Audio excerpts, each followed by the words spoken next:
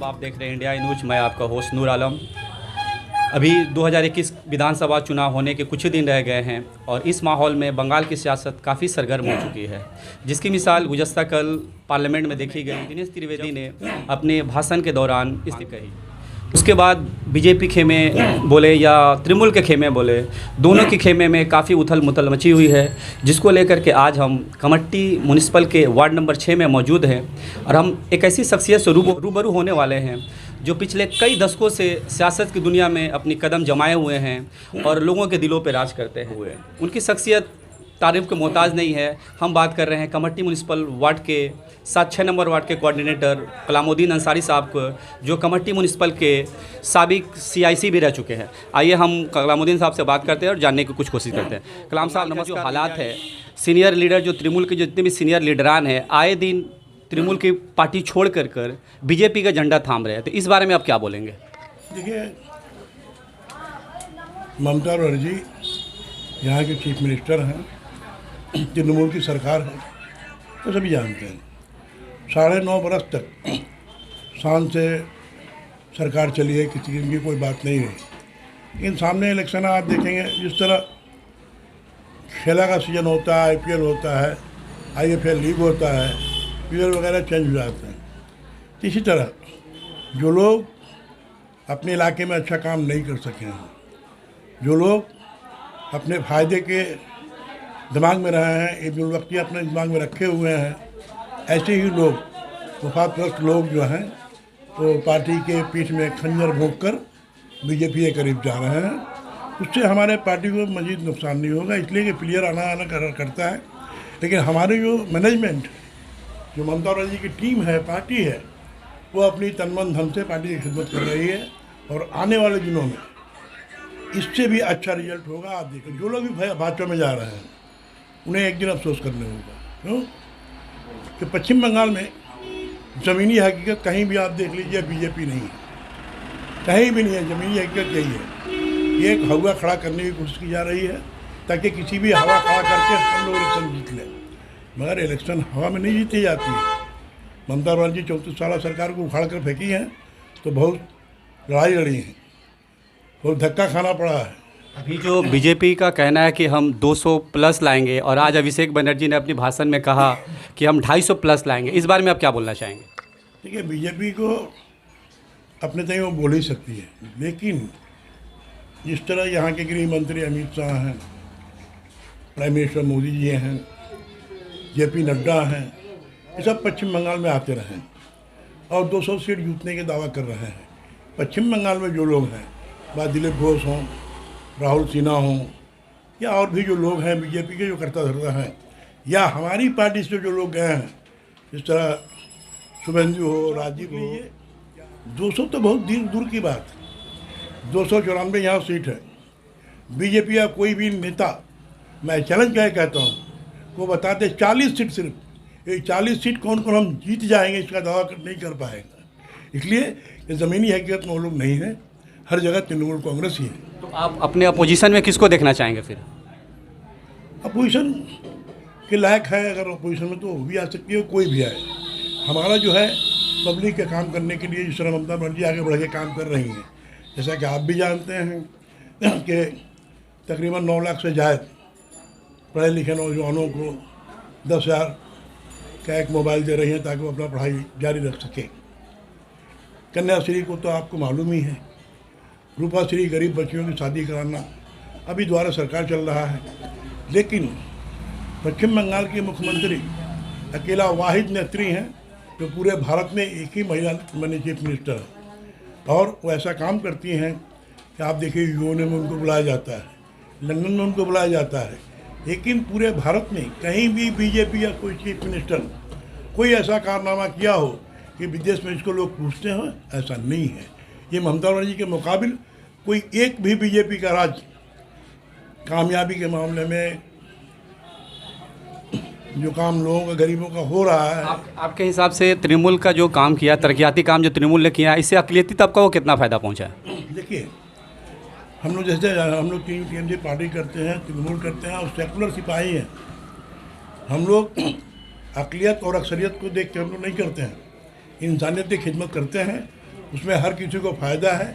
अक़लियतें जो बंगाल में हैं वो कम से कम महफूज हैं और सुरक्षित नहीं हैं, सुरक्षित हैं। लेकिन भारत के जहाँ बीजेपी के राज्य है, इसके बारे में हमारे वाइस प्रेसिडेंट अब्दुल हामिद अंसारी ने कहा भी है कि असुरक्षित महसूस किया जा रहा है, महफूज नहीं है। महफूज नहीं के माने ये नहीं है कि अक़लियत डर रही है, नहीं, डरती भी नहीं। मगर चूँकि प्रशासन, अमित शाह जैसे लोग, नरेंद्र मोदी साहब जैसे लोग, ये लोग एक तरफा कार्रवाई करते हैं और ओछी बात करते हैं, जिससे प्रशासन के ऊपर असर पड़ता है। प्रशासन संविधान का फॉलो नहीं कर पाती है। योगी जैसे लोग, ये लोग अपने इलाके में उद्यम मचा कर रखे हुए हैं। आप देखिए, जब से जेपी नड्डा हों या नरेंद्र मोदी हों या अमित शाह हों, ये लोग आज 5 महीने से ये हल्ला मचा रहे हैं।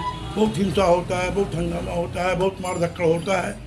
अब देखिए 135-36 आदमी का बोल रहा है बीजेपी का जो यहाँ के गृह मंत्री अमित शाह माइक में बयान दे रहा है कि 130 आदमी, 130 बीजेपी के वर्कर मारे गए हैं, और उसके 5 मिनट बाद शुभेंदु अधिकारी जब बयान दे रहा है, बोला 200 आदमी मारा गया। इन लोगों का यही है। बीजेपी तो फिरका परस्त पार्टी है, वो इस तरह की सियासत करती है, लेकिन तृणमूल अभी फिलहाल किस जगह जा रही है? देखिए, हम लोगों का वजह है फिरका परस्त जो पार्टियां हैं, जिस तरह असदुद्दीन अवैसी या अब्बास सिद्दीकी या अमित शाह, योगी, ये सब जात पात की राजनीति करते हैं। तो हमारी पार्टी जो है, हमारी तृणमूल कांग्रेस जो है, ये जहाँ हिंदू के लिए करती है, मुसलमान के लिए करती है, सिख ईसाई के लिए करती है। बंटवारे की कोई बात तृणमूल कांग्रेस में नहीं है। तृणमूल कांग्रेस सबके लिए काम करती है, नौजवानों के लिए, माँओं के लिए, बहनों के लिए, बूढ़ों के लिए, ओल्ड एज पेंशन, घर बनाना, ये सब बहुत काम है। लेकिन जिसको, हाँ, इस बार का जो इलेक्शन है, इस बार बीजेपी के अलावा जितनी भी पार्टियां हैं, सबकी नज़रें मुस्लिम वोटर्स पे हैं और कई नई पार्टियां भी उभर करके आई हैं। तो इस बारे में क्या कहते हैं कि तृणमूल को कितना नुकसान होगा? देखिए, मुस्लिम वोट से ही सिर्फ सरकार नहीं बनती है, लेकिन सबकी निगाहें तो निगाहें हो सकती हैं। लेकिन हम टीएमसी पार्टी, हमारी सुप्रीमो ममता बनर्जी ने ऐसा कोई काम नहीं किया है कि हिंदू और मुसलमान के वोट के सहारे हम सरकार बनाएं। हम सबको लेकर चले हैं और सबके लिए काम किए हैं। ममता बनर्जी ने हर के लिए काम किया है। इस वजह से पश्चिम बंगाल में सबसे वोट का हकदार अगर कोई है तो ममता बनर्जी के अलावा कोई नहीं। 34 साल में वामफ्रंट ने क्या किया है, आप कहीं से भी पूछिए, कोई एक भी कारनामा नहीं बता पाएंगे। लेकिन आज 9.5 बरस में जो ममता ने किया है, जिसको हम लोग पूरा बोल नहीं पाते हैं। आप सोचिए ना, कन्याश्री, एक बच्ची 13 साल की हुई, 1000 रुपया उसको सालाना मिलने लगा। 18 साल की हुई, 25,000 रुपया मिल गया। शादी करना चली, 25,000 रुपया मिल गया। ओल्ड एज पेंशन है, विधवा पेंशन है, बहुत सारे कारनामे हैं। तो फिर ऐसी है कि इतनी तरक्याती काम तृणमूल ने किया है, फिर भी आखिर क्या वजह रही है कि तृणमूल के जितने सीनियर लीडरान हैं बीजेपी में जा रहे हैं या दूसरी पार्टियों में जा रहे हैं? ये सही है कि हमारी पार्टी के चंद लोग जो हैं, चंद लोग क्या समझिए, मुफादप्रस्त लोग, जो ये जानते हैं कि आने वाले दिनों में ज़्यादा अच्छा काम नहीं किए हैं, वो लोग अपने इलाके में गरीबों का काम नहीं कर सके हैं, वो अपने मुफादप्रस्ती में रहे हैं। इस वजह से सिर्फ अपना रोजी रोटी सेकते रहे हैं। ऐसे हालात में हमारी पार्टी भी वो देख रही है कि आने वाले इलेक्शन में किन लोगों को टिकट देना है। उन लोगों को ये भनक हो जाती है कि शायद हमको टिकट ना दे, तो भागने के लिए, मानी ये करने के लिए ममता को, भाईपो को, इसको, उसको, पीके, दुनिया किसी बहाना लगा कर वो भाग जाते हैं और टीवी में चले जाते हैं। लेकिन आपको ये सोचना होगा कि आखिर वो लोग जा रहे हैं, जो लोग हमारी पार्टी के जा रहे हैं, पश्चिम बंगाल के लिए वो लोग क्या करेंगे, ये नहीं बता पा रहे हैं। ममता खराब है, कलाम खराब है, ये खराब है, वो खराब है, यही कर रहे हैं। भाईपो खराब है, अरे भाई खराब है तो तुम तो हट गए, तुम पश्चिम बंगाल के आवाम के लिए क्या करोगे? ममता बनर्जी ने किया है, उससे ज़्यादा कौन काम कर सकते होगे? आप देखिए, जेपी नड्डा आते हैं, अमित शाह जी आते हैं, सभी बोलते हैं सोना का बंगाल बना। एक और अल्फाज बहुत ज़्यादा मतलब गूंज रहा है, कोटेशन, खेला होबे खेला होबे, कमो बेस हर एक रैली में या मीटिंग्स में ये वर्ड बोला जा रहा है। तो आखिर ये खेला होबे का मतलब क्या, थोड़ा बताएंगे क्या? जी, खेला होने के माने देखिए, खेल तो हर तरीके का है। सियासी खेल भी एक है, सामाजिक खेल भी होता है, जो आपस में भी खेलते रहते हैं। तो इलेक्शन भी एक खेला है, एक उत्सव है। अगर बीजेपी पार्टी डरा कर खेलना चाहती है तो उसके मुकाबले में हम भी खेलेंगे, हम बैठ कर नहीं रहेंगे। बीजेपी चाहती है, बोलती है कि हम छोड़ेंगे नहीं, हम बाहर से विदेश से लोग उत्तर प्रदेश से लोगों को लाएंगे, जैसे दिलीप घोष वगैरह आए दिन अनाप शनाप बयान देते रहते हैं। तो हम लोग इस बार तैयार हैं। बीजेपी के अगर कोई गुंडा, बीजेपी का कोई राजनेता अगर चाहता है कि हमसे खेला करना चाहेगा तो उसके लिए हम लोग पीछे नहीं रहेंगे। जैसे खेलना चाहेगा वैसे इस बार हम लोग खेलने के लिए तैयार हैं। इस प्रोग्राम में एक महासभा हुआ था बीजेपी का, जिसमें बहुत सारे मुस्लिम लीडरान भी बीजेपी ज्वाइन किए। तो ये बात साबित हो रही है कि बहुत सारे मुस्लिम लीडरों के भी बीजेपी खरीदने की कोशिश कर रही है। तो इस बारे में आप क्या कहेंगे? हम ये नहीं मानते हैं कि मुसलमान बीजेपी नहीं करते हैं। अरे शाहनवाज यही है, मुख्तार अब्बास नकवी है ही है। बंगाल में भी खरीदने की कोशिश कर रही है, बहुत सारे लीडरान जा रहे हैं। वो हर वक्त कोशिश करती है, लेकिन उसका कैरेक्टर ऐसा नहीं है कि मुफाद परस्त मुसलमान ही उसके पास रहेंगे, शरीफ लोग नहीं रहेंगे। इसलिए कि मुसलमानों को धिक्कारते रहेंगे, मुसलमानों के बारे में कुछ सोचते नहीं हैं, बस जोड़ देते हैं सबका विकास, सबका विकास। अरे ठीक है, सबका विकास कर रहे हो तो सबका विकास जब कर रहे हो, दूसरी मुसलमानों से नफरत का इजहार क्यों किया जा रहा है? तुम्हारी पार्टी में, तुम्हारी पार्टी में मुसलमानों पर एतमाद नहीं किया जा रहा है, तुम्हारी पार्टी में टिकट नहीं दिया जाता है, तो फिर मुसलमान क्या करने जाएंगे वहाँ? मुसलमानों की तो और भी पार्टी है। आपके हिसाब से तृणमूल सरकार कितनी सीट पाएगी इस विधानसभा इलेक्शन में?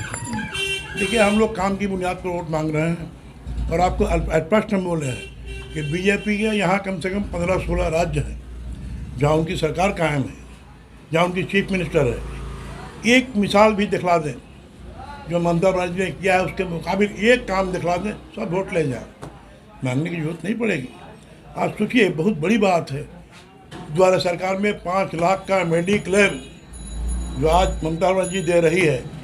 इस तरह दिल्ली में आप देखे होंगे तो केजरीवाल जी मोहल्ला क्लिनिक खोले और हंगामा मचा दिए, मोहल्ला क्लिनिक खुल गया।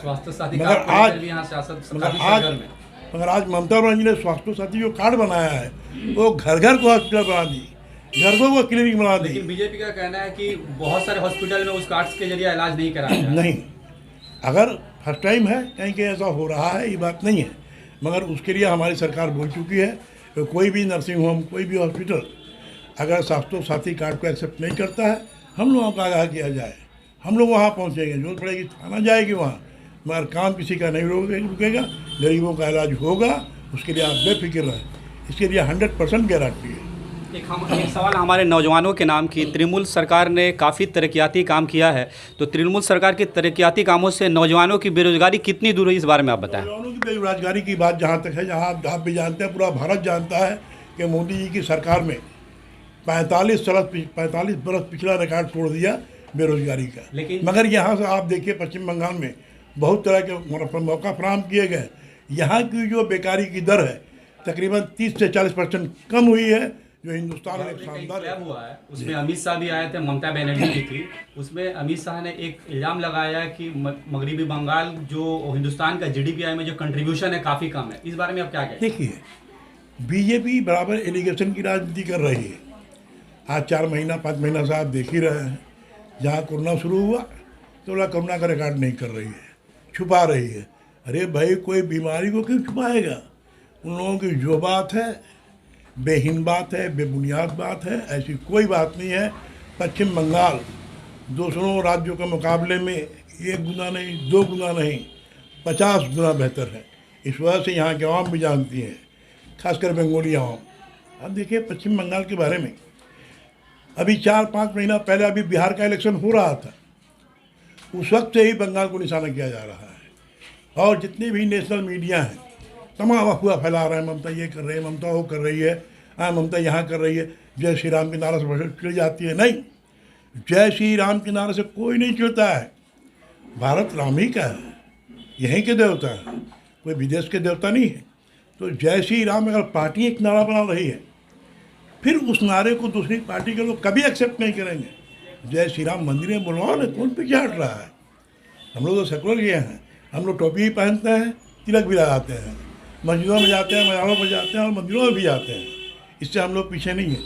मगर जय श्री राम का नारा लगा रहे हो, एक बैनर तले लगा रहे हो, इस वजह से तुम नफरत दिला रहे हो, राम को बदनाम कर रहे हो। तो आपने सुना नहीं है, राम का नाम बदनाम न करो। डिस्ट्रिक्ट आरा है, आरा जिला के एक कवि थे, बड़े मशहूर कवि राम सिंह मुखिया। उन्होंने एक शेर कहा था, वो याद आ रहा है, भोजपुरी में कहा था कि केकर केकर करी बढ़ाई आ केकर करी गीला, केकर केकर करी बढ़ाई केकर करी गीला, राम राज को ढोल पिटाता होता रावण लीला। तो ये नरेंद्र मोदी की सरकार रावण लीला कर रही है। 2013 में कश्मीर में 8 गुजरातियों का किसी तरह से हादसा पेश आया था। पार्लियामेंट में 2013 की बात याद करके गुलाम नबी आज़ाद को सामने रख के वो रो रहे हैं। और 2021 में किसान रास्ते पर बैठा है, कुचला जा रहा है, ठंडे में सुखड़ रहा है, मर रहे हैं, उसके लिए एक आंसू नहीं है उनके। कहाँ गए उनके आंसू? आप हमारे चैनल के माध्यम से कमेटी विधानसभा के लोगों से और पश्चिम बंगाल के लोगों से क्या अपील करना चाहेंगे तृणमूल कांग्रेस के लिए? मैं 100 बार अपील करना चाहूँगा, 1000 बार, लाख बार अपील करना चाहूँगा। इस इलेक्शन में भूल से भी सांप्रदायिक पार्टी, दंगाबाज, भौताबाज, बीजेपी को एक भी वोट न दें। आप ज़्यादा से ज़्यादा सिर्फ ममता बनर्जी का कामयाबी का, कामरानी का क्या चेहरा देखते हुए जोड़ा फुलें वोट देकर अपने उम्मीदवारों को कामयाब बनाइए।